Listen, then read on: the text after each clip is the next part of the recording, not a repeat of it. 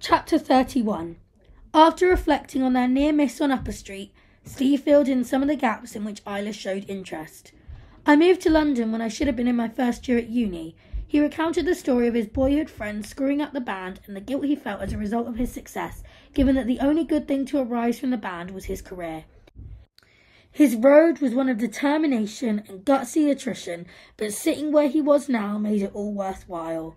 So, Hemel Hempstead, not known for its cricket or anything else, you seem glad to have left it.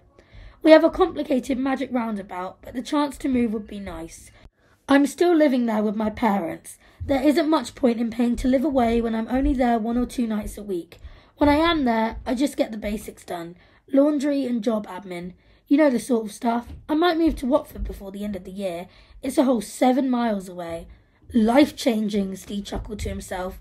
He'd only been there once, a few years before, when Pompey had played it and it kicked off around the station afterwards.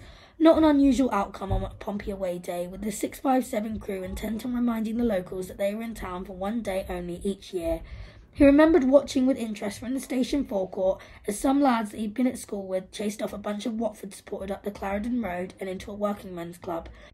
It wasn't really a mods versus rockers rampage like the one in Quadrophenia, the benchmark for any notable street aggro. It was all rather half-assed. Dreadlock Holiday gave way to the usual mix of holiday tunes you'd expect to hear in hotel bars the world over, as the band glided away through red wine and the Merrymans feeling hot before they hit their stride, with the obligatory smattering of instantly recognisable Marley classics that even the musically ignorant knew. Things went off track as the tempo and volume increased, with the front man putting everything he had into his version of Billy Ocean's Caribbean Queen, a song that hinted towards the imminency of a musical war crime. As far as Steve was concerned, the set was becoming inexcusably bad. He shifted at the change in musical pace and knew they had run their luck. He tried, but he couldn't switch off from the noise. Something needed to change, and despite having the best room in the hotel, he wasn't yet a customer value to the point where he could arrange for the band to be unplugged.